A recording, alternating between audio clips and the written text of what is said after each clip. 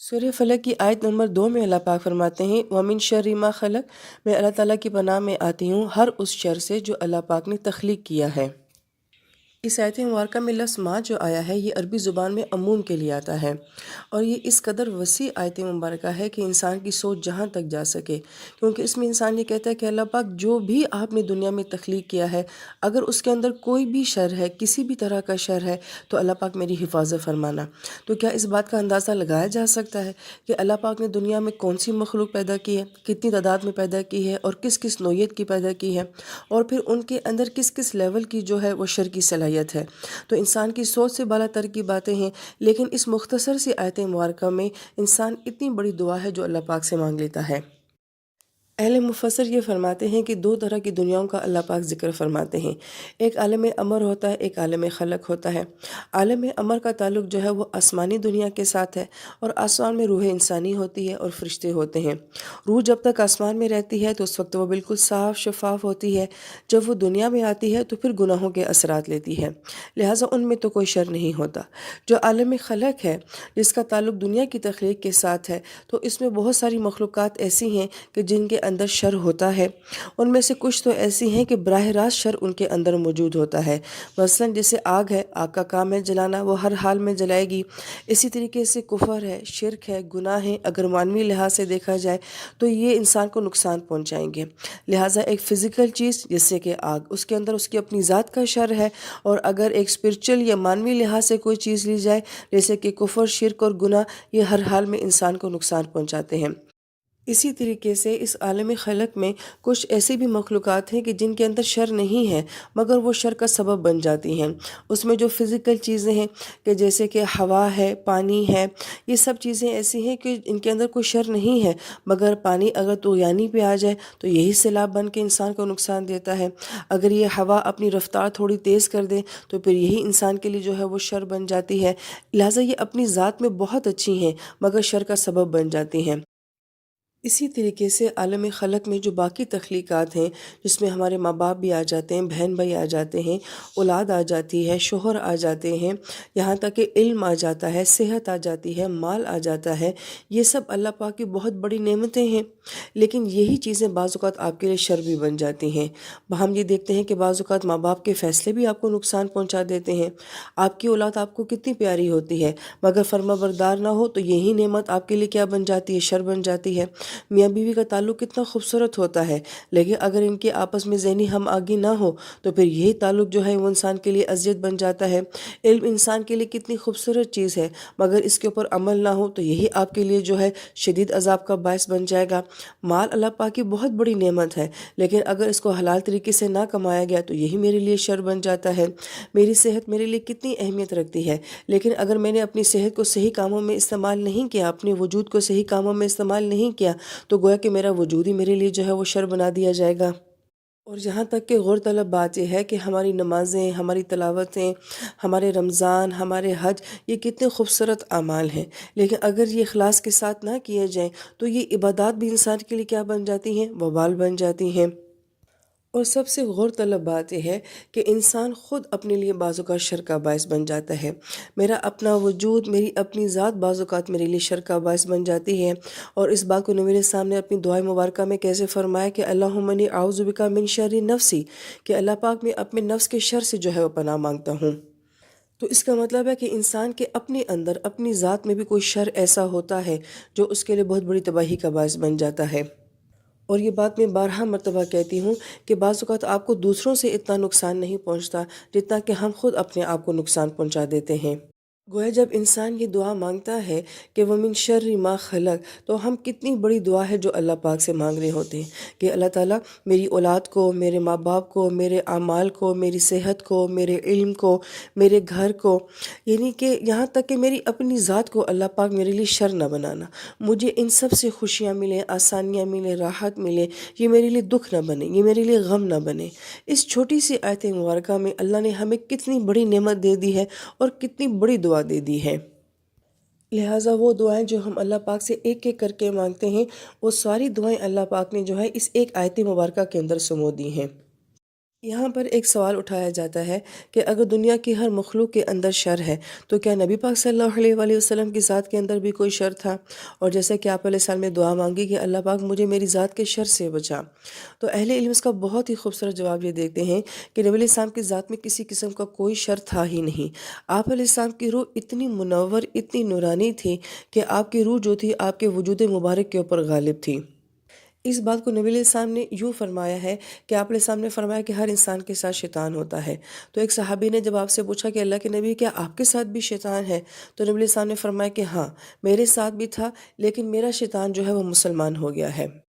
اس بات کو سمجھانے کے لیے اہل علم بڑی پیاری مثال یہ دیتے ہیں کہ شیطان کا تعلق شر کے ساتھ ہے، شر گناہ ہوتا ہے، اندھیرا ہوتا ہے، اور دوسری طرف نبی پاک صلی اللہ علیہ وآلہ وسلم کی ذات دی۔ جب خیر و شر کا آپس میں مقابلہ ہوتا ہے تو جس کی طاقت زیادہ ہوگی وہ دوسرے کے اوپر غالب آ جائے گا۔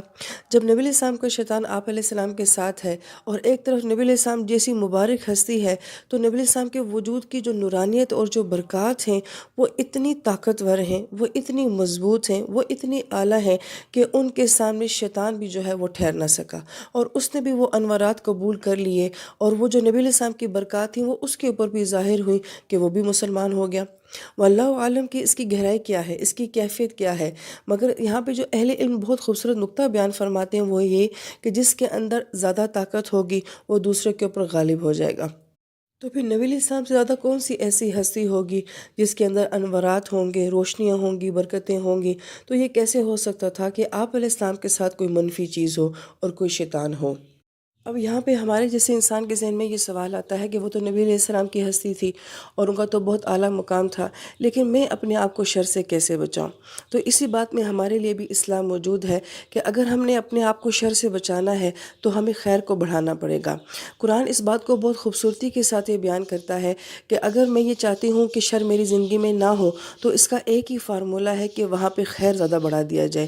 جب خیر نہیں ہوتا تو پھر شر وہاں پہ آ جاتا ہے، لہٰذا جہاں پہ خیر ہوگی وہاں پہ شر نہیں ہوگا، لہٰذا ہمیں شر کے بارے میں نہیں سوچنا چاہیے۔ اندھیروں کا خود سے کوئی وجود ہی نہیں ہے۔